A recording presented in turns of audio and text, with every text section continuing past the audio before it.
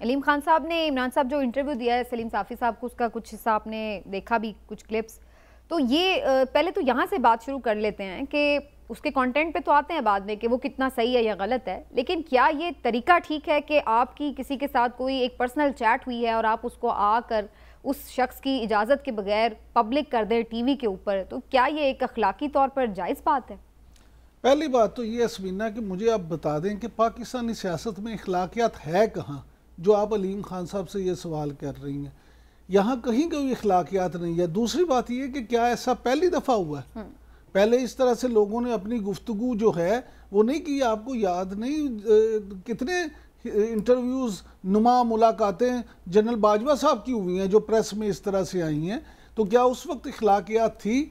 अलीम खान साहब जो हैं उनकी, मैं ये समझता हूँ कि बहुत सारे हमारे जो सियासतदान हैं वो इस तरह से करते हैं कि जो वाक़यात उनके साथ माजी में पेश आए होते हैं, और ये यहाँ नहीं पूरी दुनिया में ऐसा होता है, लोग तो बाकायदा अपनी ऑटोबायोग्राफीज जो लिखते हैं उसमें वो सारी चीज़ों का जिक्र करते हैं। तो अलीम खान साहब ने भी ये किया है जो चीज़ें, वो उस तरह से उसे आप नाजायज़ और गलत नहीं करार दे सकती। अलबत्ता ये ज़रूर है कि वो कितने सच हैं या झूठ हैं, क्या उन्होंने जो बातें की है वो पूरी हकाइक पर मबनी हैं या उसमें कुछ उन्होंने अपनी तरफ से भी शामिल किया। सवाल मेरे नज़दीक ये ज़्यादा अहम है। दूसरी बात ये कि जो उन्होंने बुज़दार साहब के हवाले से की बात, तो ये माजी में भी प्रेस में भी आ चुकी है, और अलीम खान साहब अपने इंटरव्यूज़ में और वैसे सहाफ़ियों के साथ गुफ्तगू में ये बातें पहले भी कर चुके हैं कि उस्मान बुज़दार साहब जो थे वसीम अकरम प्लस, उनकी करप्शन के हवाले से जब वो खान साहब से जिक्र करते थे तो उसको वो सुनना भी पसंद नहीं करते थे। लेकिन एक बात ये है कि अलीम खान साहब का एक गरज भी है, वो ये कि पहले खान साहब ने अलीम खान साहब को मुबारकबाद भी दे दी थी और वज़ीर आला बनाने का उनसे वादा भी कर लिया था। पीटीआई के जो लोग हैं उन्हें पता है अच्छी तरह इस बात का, लेकिन उसके बाद फिर अचानक जब रूहानी तौर पे ये पता चला कि नहीं उस्मान बुज़दार साहब हैं उनको बनाना चाहिए, तो फिर उस्मान बुज़दार साहब का कुर्रा निकल आया। तो ये सारी चीज़ें अगर उस पस मंज़र में देखेंगी आप, तो आपको अंदाज़ा होगा कि जिस बंदे को जिसने इतनी कुर्बानियाँ दी हों, इतने पैसे खर्च किए हों किसी पार्टी पे, और फिर किसी एक वजह से उसके साथ इस तरह का हाथ हो जाए, तो वो जब उसे मौका मिलेगा तो वो अपनी गुफ्तगू तो करेगा। लेकिन इमरान साहब, ऐसा लगता है कि जैसे उन्होंने कोई खास सबूत नहीं दिए, क्योंकि जिस चैट को वो पढ़ के सुना रहे थे उसमें भी साहब ने उन्हें कहा कि आप कोई एविडेंस थे, तो उन्होंने कहा कि जी आपके पास आईबी है, आपके पास आईएसआई है, आप उनसे इन्वेस्टिगेशन कराएं। तो जो उन्होंने खुद मैसेज पढ़ के सुनाया, उन्होंने कहा जी मैंने जो करवाई है उसमें तो कोई चीज़ सामने नहीं आई।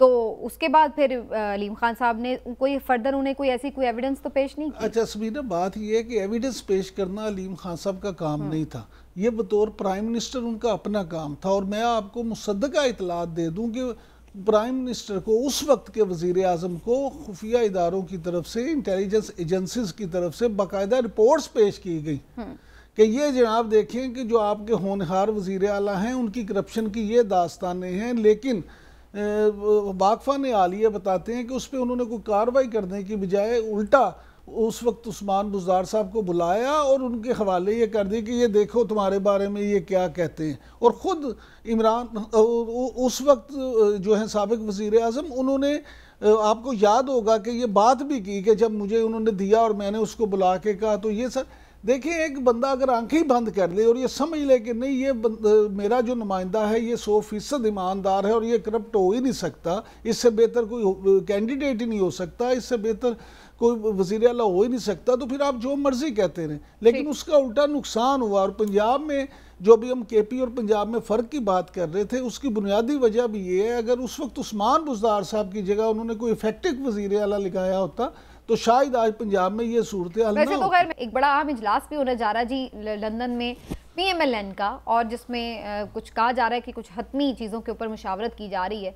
शहबाज शरीफ साहब भी जा रहे हैं, मरीम नवाज साहिबा को भी वहाँ पे बुला लिया गया। तो इमरान साहब, आपके वाकफान हाल क्या बता रहे हैं, कौन से अहम फैसले लेने जा रही है PMLN? देखें जी, PML जो है उसका ये बड़ा अहम इजलास है और उसमें बहुत सारे उनके मुस्तकबिल के फैसले होने हैं।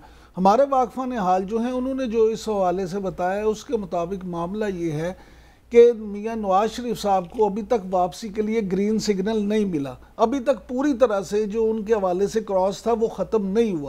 हमारे वाकफान हाल ये हैं कि उस मामले में, इसीलिए वज़ीर आज़म मियाँ शहबाज शरीफ को और मरीम नवाज साहिबा को दोनों को इसलिए बुलाया है कि वहाँ पे इन्होंने अब ये तय करना है कि वहाँ अगला मुस्तकबिल का मुस्लिम लीग नून का वज़ीर आज़म कौन होगा। तो वाकफ़ान हाल के मुताबिक मियाँ नवाज शरीफ ये सारी गुफ्तगू करने के बाद अनाउंस कर देंगे, बता देंगे, और इस बात के इम्कानात काफ़ी ज़्यादा है कि शायद इसी मुलाकात के बाद वो अनाउंस कर दें कि उनके अगले वज़ीर आज़म के कैंडिडेट भी मियाँ शहबाज शरीफ ही होंगे। अच्छा। लिहाजा ये जो मामलात हैं और किस तरह से ये इलेक्शन लड़ा जाएगा और क्या असम्बली की मुद्दत बढ़ाई जाएगी या यही किया जाए, ये सारे फैसले इस ही इजलास में होंगे। इंटरेस्टिंग। तो काफी जी अहम ये आ रहा है PMLN का इजलास। लेकिन चौधरी साहब, आपको लगता है यहाँ तो ये लोग ये बातें कर रहे हैं कि जनाब चौथी बार वजीर आजम बनने जा रहे हैं नवाज शरीफ साहब, तो उधर इमरान साहब बता रहे हैं कि जी शहबाज शरीफ साहब की ही candidate as a prime minister candidate बात की जाएगी, फैसला होगा। तो आपका क्या इस पर ख्याल है? देखिए, हमारे मुल्क की सियासत में बकौल सुहेल वड़ाई साहब, मकबूलियत और कबूलियत साथ साथ में चलती है। तो कबूलियत जो है वो ज़्यादा अहम एक अंसर है, वो मेरे ख्याल में शहबाज शरीफ साहब के को ज़्यादा अवेलेबल है नून लीग में बजाय किसी और के। तो उसमें जो है वो इसी जो नून लीग का आइंदा आने वाला जो सियासत है पार्टी की, उसका भी ये जो आने वाली मीटिंग है इसका काफ़ी ज़्यादा असर होगा। क्योंकि अभी एक जो बात चल रही है, हमने भी कल अपने प्रोग्राम में तफसीलन डिस्कस किया है कि इत्तेहादी जमातों के अंदर भी मुख्तलिफ राय हैं, और वो राय अब राय से बढ़ के जो है वो फर्म स्टांस पे ऊपर आ गई है। वो एक पोजीशन ले ली है पाकिस्तान पीपल्स पार्टी ने भी और दूसरी जो जमातें हैं उन्होंने भी, क्योंकि पीपल्स पार्टी का ये ख्याल है कि इलेक्शन टाइम पे हो और फिर आगे सेनेट के इलेक्शन और ये और वो। नून लीग जो है और JUI इस वक्त उसको नहीं चाहते हैं। बिल्कुल, इस पे तो हमारी कल भी डिस्कशन हुई थी। मैं बड़ी जल्दी से जरा शॉर्ट कमेंट उसामा का भी ले लूं, फिर मुझे ब्रेक की तरफ जाना है। उसामा, आपको क्या नजर आ रहा है, शहबाज शरीफ ही आगे कैंडिडेट होंगे PMLN के?